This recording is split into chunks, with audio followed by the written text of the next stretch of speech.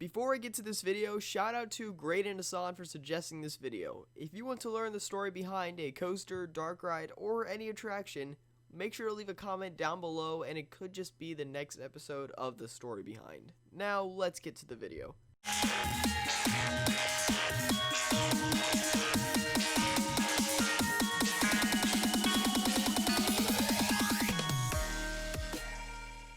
Busch Entertainment is no stranger to one of the greatest roller coaster manufacturers in the world, Arrow Dynamics. Back in 1976, Arrow would build their first ever roller coaster for Busch. That coaster would be Python. This black and yellow classic Arrow would open in 1976. It's not only one of the first major roller coasters to open in the state of Florida, but it would start a healthy relationship between Busch Entertainment and Arrow Dynamics. When Arrow built their first coaster for the Virginia park, Loch Ness Monster, it would draw even more guests into the park, which would put them ahead in the original coaster wars against their park rival King's Dominion. When the time came to add another roller coaster to the Virginia park, Busch Gardens Tampa also was in need of another roller coaster. So BG Dub decided to use what they have and build Drachen Fire, a new Arrow custom looper that could possibly act as one of the more unique roller coasters in the park. However, its run wouldn't last long. So why did it close?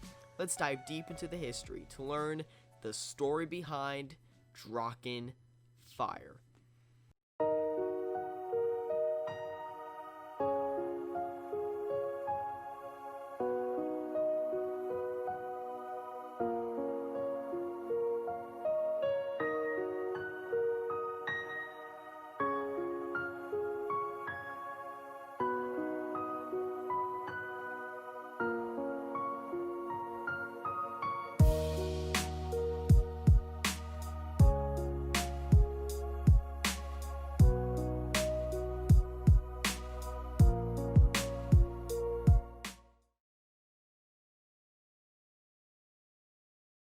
Busch Gardens Williamsburg, formerly known as Busch Gardens the Old Country, was a large zoo located in Williamsburg, Virginia that opened in May of 1975. However, only an hour up north that opened 2 weeks before Busch Gardens is King's Dominion in Doswell, Virginia. While at the time Busch Gardens did not have their eyes set on opening large roller coasters, King's Dominion would open with Woodstock Express, a PTC Junior coaster, and Rebel Yell, also known as Racer 75, a PTC racing coaster. And they would later even open the Galaxy, an SDC Galaxy coaster. Busch Gardens, on the other hand, would build Glissade, a Schwarzkopf Jetstar 3/Jumbo Jet. While it's not entirely sure if the coaster opened with the park, it would open through Busch's first year of operation. When King's Dominion decided not to build the coaster in '76, Busch would take advantage of this and open 2 smaller family-oriented roller coasters, such as Das Katzchen, an Alan Herschel Little Dipper, and the Wildcats, a Schwarzkopf Wildcat. Throughout the time, Arrow Dynamics would become one of the fastest growing manufacturers, since they introduced their new track, which allows roller coasters to go upside down multiple times.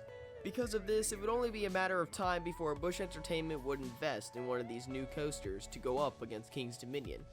So since they had multiple coasters already operating in Williamsburg, they needed to add something new and exciting for their park in Tampa. So Busch Gardens Tampa would open Python, an Arrow corkscrew coaster. This would become Busch's first Arrow coaster and would begin a new and innovative relationship between the company and the manufacturer.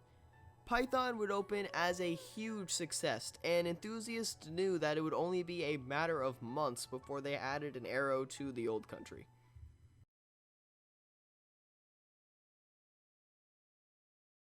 King's Dominion would open the King Cobra in 1977, a Schwarzkopf shuttle loop. These classic coasters were powerhouses, as it would open as the park's first launched roller coaster. Busch Gardens needed to capitalize, and they did in the best way possible. 2 years after the opening of Python, Busch Gardens the Old Country opened Loch Ness Monster, the world's tallest, fastest, and longest coaster at its time in 1978. Those interlocking loops would draw enthusiasts and the general public into the park to experience a one-of-a-kind element. However, it wouldn't be too long before King's Dominion fought back. And now, the hairiest ride to date, the Grizzly. More proof that nobody but nobody has more fun than King's Dominion. KD would open Grizzly, a new yet exciting Philadelphia Toboggan Coaster's wooden coaster that soared through the woods and provided a much more intense and thrilling experience than the vintage Rebel Yell.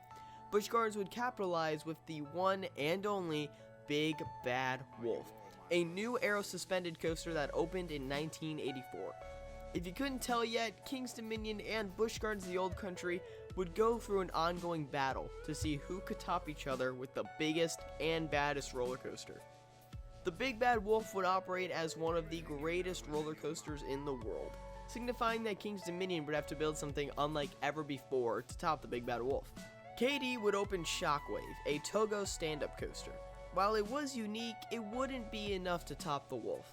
So, King's Dominion would gain the upper hand, as Busch Gardens would lose the Wildcats in 1983, Das Katzen in 1984, and Glissade in 1985, which left Loch Ness Monster and the Big Bad Wolf as the only operating coasters in the park. So KD wouldn't hold back, as they would open Avalanche, a Mock Rides bobsled in 1988, and finally get their long-awaited Aero Custom Looper Anaconda in 1991. This gave King's Dominion the upper hand, so it was only a matter of time before Busch Gardens would counter KD. Busch Gardens the Old Country had an interest in building a new roller coaster for the park. However, they faced the same problem as they did before. Their park in Tampa was in need of a new roller coaster, as it has been 10 plus years since the park got a new coaster. Between this and the fact that King's Dominion have been adding roller coasters at a steady pace, they wanted to add the best coaster they could build at both parks. Just like Aero back in the 1970s, there was a new manufacturer that has been growing at a rapid pace. That company would be none other than Bolliger & Mabillard. Also known as B&M, this company would add new and innovative coaster designs to the amusement industry. This company would start off with the Iron Wolf at Six Flags Great America, a new stand-up coaster that left enthusiasts wanting larger and better coasters from this new company. So in 1992, Busch Entertainment would approach B&M and ask if they could build their newer concepts into their parks. However, B&M was still a fairly new company at the time, and they did not want to take any huge risks. The company was set to debut 2 of their new inverted coaster models in 1993, which would be revolutionary coaster designs to the industry. Because of B&M's mindset of perfect and well-organized production and construction, they would decline Busch's offer. Busch, on the other hand, was not happy with this answer, as they tried to push B&M into opening a new coaster in 1993 at both of their parks. In the end, they agreed on one coaster for the Tampa park that would be set to open in 1993. That coaster would be none other than the legendary B&M sit-down coaster we all know today as Kumba. Then there's the main attraction. Kumba! The word Kumba means roar in the African Congo language, and this coaster really roars. Designed by Bolliger & Mabillard of Switzerland and opened in 1993, Kumba introduced 3 first-of-a-kind elements. The camelback, a maneuver which creates 3 seconds of weightlessness while spiraling 360 degrees. A diving loop, which plunges you into a loop from a height of 100 feet. And a 108-foot vertical loop, the world's largest. During the 2-minute, 54-second ride, you'll also be taken through a cobra roll, an oblique loop, vertical spiral, and a double corkscrew at speeds of up to 60 miles per hour and pulling 3 3/4 Gs. Do you want to get off now, or, uh-oh, too late now.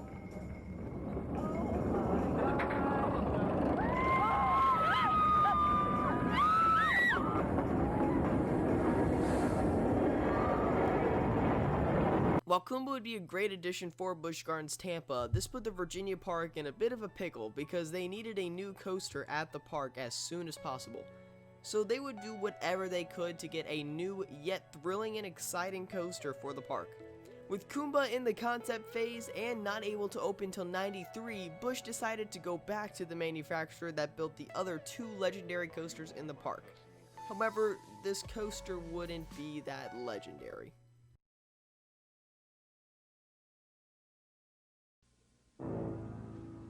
Busch Gardens Williamsburg cranked up the heat to a scorching new level when they unleashed Arrow's Drachen Fire. A mile-long ride on the back of this tubular steel dragon will fire up even the coolest coaster fan.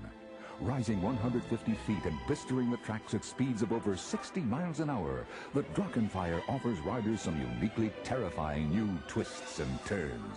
Busch Gardens, the old country, now freshly rebranded to Busch Gardens Williamsburg, wanted Arrow to build a coaster that was just like Kumba.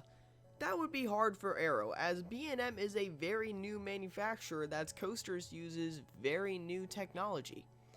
So Arrow would try their best to use what they had. Obviously, they couldn't build the iconic loop that goes through the lift hill, so instead, Arrow would build a small drop into a wraparound corkscrew.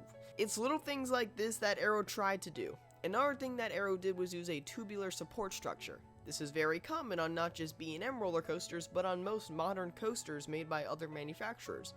Arrow, on the other hand, has always used an original crossbeam support structure, so the tubular supports that Arrow created were extremely prototypical. And if you haven't noticed yet, prototypes have not ended well for most manufacturers. Instead of sticking with their traditional principles like Loch Ness Monster, Arrow would try to recreate B&M's principles like Kumba. They would even attempt to copy B&M's computer system for the attraction. When you put all of this together, Drachen Fire acted as the most unique Arrow coaster both to eye and ride experience. However, would that be a good thing? No. Drachen Fire would finally open to the public in April of 1992, 1 year before Kumba. While the coaster may have looked like a thrilling and fun masterpiece off-ride, it wasn't as great when you were actually on the ride. The layout went as followed. The coaster would come out of the station and climb a 150-foot tall lift hill. It would then descend a small drop and head into its first inversion, a 120-foot tall wraparound corkscrew. This element felt as janky as it looks, as the coaster would go through it at an insanely fast speed for an inversion. After this, the coaster would descend a 120-foot curved drop, and if you were sitting in the back row, you would get a pretty nasty whip coming out of that corkscrew down this drop. The coaster would then transition into a massive airtime hill and then go into the giant Cobra Roll. This would be the first time Arrow would build a Cobra Roll on one of their coasters. Following that, you would then jerk your way up to the mid-course brake run and dive down a steep bank drop into a corkscrew. After a quick bank turn to the left, the coaster would go through the first ever cutback element. A cutback is like a corkscrew, but instead of going through a complete spiral, you instead cut back to the other direction. So for any of you who love cutbacks on some RMC coasters, you can thank Arrow for that. The coaster would then go up and around to the right and head into its second corkscrew, which would allow the two corkscrews to interlock together. You would then go through a 360-degree helix, which would then take you through one final bank turn into the brake run. While this coaster opened before Kumba, you can already see the similarities. Since B&M had already purchased Kumba and had a layout set for it, Arrow would try their best to recreate it. Between the curved drop, Cobra Roll, interlocking corkscrews, 360-degree helix, tubular support structure, and computer design, Arrow tried their best to make Kumba. However, they would not succeed, as reviews for the coaster were severely negative. While the new and unique layout drew in the general public and enthusiasts, the ride was just simply too rough to handle. The park would keep advertising it, hoping for more guests to come into the park. However, it just wasn't enough. Kumba would eventually open a year later, and reviews for that coaster were the complete opposite. Everybody loved and enjoyed Kumba, yet hated and was disgusted by Drachen Fire. So Busch Gardens would try their best to fix some of the problems. The park would remove the first corkscrew after the mid-course 2 years after opening with a piece of straight track, hoping that guests would enjoy the ride just a little bit more than before. But it wasn't enough. Drachen Fire would continue to operate at the park for 4 more years after they removed the corkscrew. Busch Gardens Williamsburg would focus on recovering with a new addition after the failure of Drachen Fire. In 1997, Busch Gardens Williamsburg would get the B&M they always wanted for the park, as they would open Alpengeist, a new B&M inverted coaster. Just 1 year after that, in the summer of 1998, Drachen Fire would unexpectedly close with no word on it reopening. When the 1999 season began, Drachen Fire would remain closed throughout the whole season. At this point, it was obvious that the coaster would never run again. Throughout this time, the company would try to sell Drachen Fire. and while there were many parks interested, there were no final deals made. At Passholder Preview 2001, many guests confirmed that Drachen Fire was testing after 3 full years of sitting abandoned. However, it would never open back up. And then finally, in 2002, the coaster would be demolished for good. This had to be one of Arrow's biggest failures, as they never used the new computer system again, they never tried to build a cutback element again, they would never build interlocking corkscrews again, and they would never build a Cobra Roll again. Arrow and Busch Gardens screwed up big time with this coaster. However, we still haven't seen the complete demise of Drachen Fire. In 2021, possibly 2022, Busch Gardens Williamsburg have rumored plans to build a new Intamin shuttle launch coaster under the rumored name of Drachen Spire. This will be the only coaster to have a spike over 300 feet tall, which does classify this coaster as a giga coaster. While it may seem like a short ride, it's nice to know that Busch Gardens wants to learn from their mistakes and pay homage to the unique custom looper that once reigned over Oktoberfest. While Drachen Fire was known for being one of the most infamous defunct coasters, its unique layout and complex history still intrigues enthusiasts like myself to this day. And let's hope that its predecessor will be much better than the original monster that once stood in its place. Thank you guys for watching my latest episode of The Story Behind. Remember, if you have any coaster or attraction you want to learn the story behind for, just leave a comment down below and it could just be my next episode. Make sure to subscribe if you haven't yet for new videos just like this every week. This was Hunter from Theme Park Hunting. I'll see you guys all later, and follow the thrill.